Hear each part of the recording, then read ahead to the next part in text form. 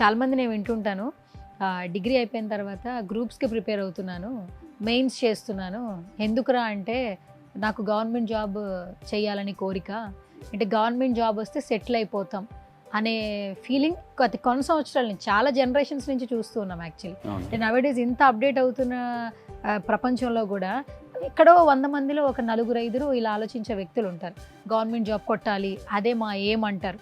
So ఈ nowadays కూడా చాలామంది స్టూడెంట్స్ మనం చూస్తూ ఉన్నాం.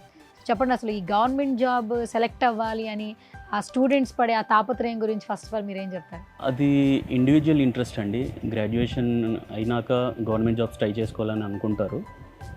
సో గవర్నమెంట్ జాబ్ ట్రయల్స్తో పాటు they should have some software job, అంటే సాఫ్ట్వేర్ కానీ ఏదైనా 9 hours ఆఫ్ జాబ్ చేసే విధంగా దే షుడ్ ప్లాన్. అలా కాకుండా కూడా చాలా వరకు ఇప్పుడు 3 years 5 years అలా గవర్నమెంట్ జాబ్ ట్రై చేస్తూ మీన్వైల్ ఎస్ఏపీలోకి వచ్చిన క్యాండిడేట్స్ కూడా ఉన్నారు. అంటే ఎలా అంటే ఫ్రెషర్స్ లెవెల్లో they get in to startup companies. Okay, మన కన్సల్టెన్సీలో ఇలా ఎవరైతే ఏం పెట్టుకుంటారో గవర్నమెంట్ జాబ్ సెలెక్ట్ అవ్వాలి, మాకు ఒక గైడెన్స్ కావాలి, మీ సజెషన్స్ కావాలని ఆలోచిస్తూ ఉంటారు. అలా మనల్ని అప్రోచ్ అయితే మనం వాళ్ళకి ఎంతవరకు గ్యారంటీ రేట్ ఇస్తాం?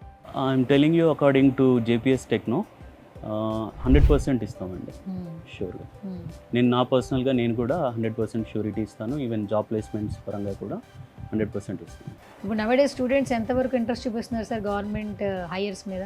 అంటే గవర్నమెంట్ జాబ్ కొట్టాలి అనే థింకింగ్లో 100 మందిలో ఎంత పర్సంటేజ్లో స్టూడెంట్స్ ఆలోచనలో ఉన్నారు? నియర్లీ 80% ఉంటారండి. 80%. మోస్ట్ ఆఫ్ ద పీపుల్ అసలు అబ్రాడ్స్ కూడా వెళ్ళిపోవడానికి రెడీ అయిపోతున్నారు. నేను ప్రైవేట్ కంపెనీ అయినా కూడా ఫస్ట్ శాలరీ చూసుకుంటున్నారు, మన ప్రాంతం కాకపోయినా కూడా అడ్జస్ట్ అయిపోతున్నారు. ఎందుకంటే తక్కువ టైంలో ఎక్కువ డబ్బులు సంపాదించుకుని మళ్ళీ మన ఫ్యామిలీ కోసం మనం వాళ్ళు పడిన కష్టం వాళ్ళకి హ్యాపీ చేయాలనే ఉద్దేశంతో చాలా మంది పిల్లలు ఇక్కడ చదువుకుంటున్నారు, ఇబ్బందులు పడుతున్నారు. కంపెనీస్లో లే ఆఫ్స్ అవుతున్నాయని వినే ఉంటారు.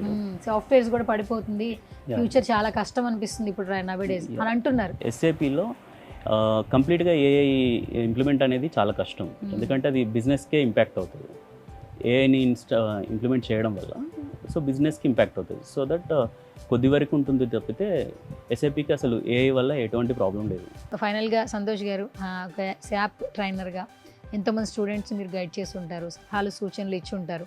మన కన్సల్టెన్సీ గురించి ఫైనల్గా ఏం చెప్పాలనుకుంటున్నారు? మన దగ్గర ప్లేస్మెంట్స్ ఉన్నాయి, సర్టిఫికేషన్స్ ఉన్నాయి, ఎస్ఐపి రిలేటెడ్ కానీ జావా సర్టిఫికేషన్ కానీ డిఫరెంట్ టెక్నాలజీస్ ఉన్నాయి.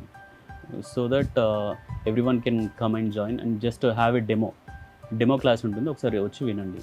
సో డెమో క్లాస్ వల్ల they'll get knowledge into different technologies. వాళ్ళకు కూడా అర్థం అవుతుంది. డెమో క్లాస్ తీసుకోవడం వల్ల ఒక ట్రస్ట్ అనేది బిల్డ్ అవుతుంది.